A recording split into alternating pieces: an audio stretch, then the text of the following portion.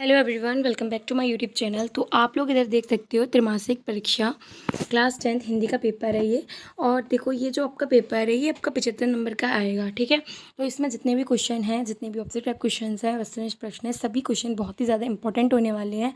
तो आज अपन इसका सॉल्यूशन करेंगे। और सबसे पहले जो भी नया है प्लीज़ आप लोग सब्सक्राइब कर लीजिए चैनल को, ठीक है।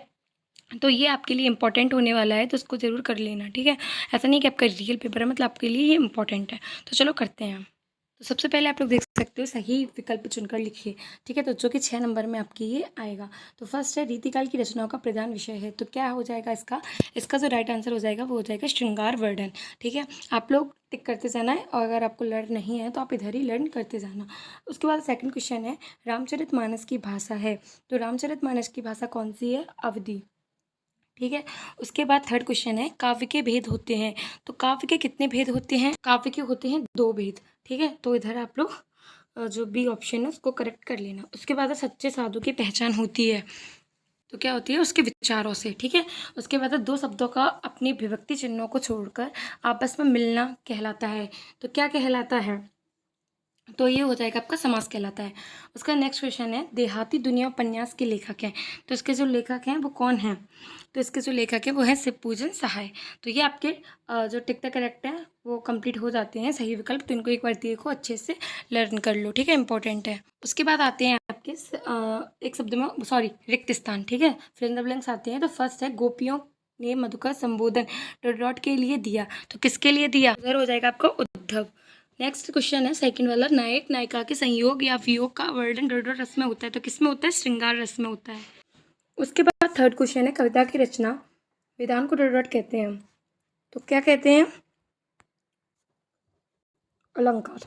उसके बाद 4 बाल गोविंद भगत के गीतों में डॉट डॉट का भाव व्यक्त हुआ है, जिसमें हो जाएगा प्रभु मिलन।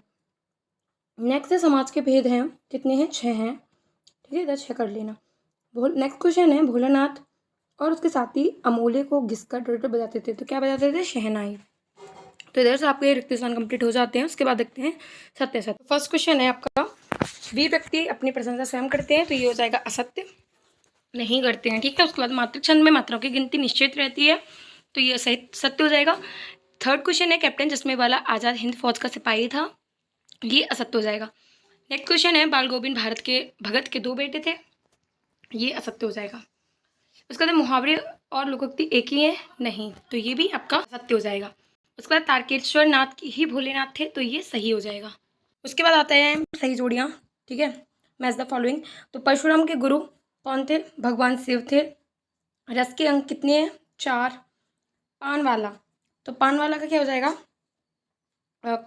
खुश मिजाज आदमी। पान वाला कैसा था? खुश मिजाज आदमी था। एक और एक 11 होना, एकता में शक्ति। माता पिता द्वंद्व समास और माता का आंचल, ये हो जाएगा शिवपूजन सहाय, ठीक है। तो उसके बाद देखते हैं अपन एक वाक्य में उत्तर। फर्स्ट क्वेश्चन है गोपियों के अनुसार राजा का धर्म क्या है? तो इसका क्या हो जाएगा? अपनी प्रजा की रक्षा करना, प्रजा की रक्षा करना, ठीक है, और उन्हें न्याय प्रदान करना, और उन्हें न्याय प्रदान करना, ठीक है। तो फर्स्ट का ही आंसर हो जाएगा। और सेकंड वाला है संचारी भाव की संख्या कितनी होती है? तो 33 होती है। नेक्स्ट है कलम का जादूगर किसे कहा जाता है? तो किसे कहा जाता है? रामवृक्ष बैनीपुरी को। रामवृक्ष बैनीपुरी, बैनीपुरी को कहते हैं, ठीक है, ये कर लेना। हाटघाट का पानी मुहावरे का अर्थ क्या होता है? तो इसका क्या होता है? अनुभवी होना, मतलब बहुत अनुभवी होना, ठीक है, बहुत अनुभवी होना।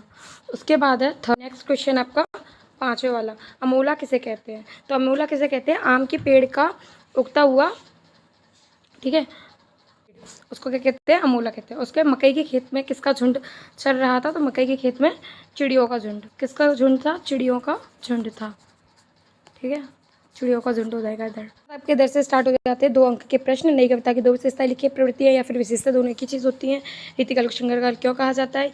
तो ये सभी मैं नेक्स्ट वीडियो में लेकर आऊँगी पार्ट 2 में, ठीक है। तो ये पार्ट 1 में मैंने आज आपको ओटी करा दी, पार्ट 2 अभी थोड़ी देर से ही मैं अपलोड कर दूँगी उसकी वीडियो। तो आप लोग कर लेना। ये सभी क्वेश्चन जितने भी मैं आपको बताऊँगी सभी इंपॉर्टेंट है। और भी सब्जेक्ट की मैं अपने चैनल पर वीडियोज़ लेकर आऊँगी, ठीक है। जो भी नया है प्लीज़ आप लोग सब्सक्राइब कर लीजिए चैनल को, ज़्यादा से ज़्यादा शेयर कीजिए। Okay friends, thank you.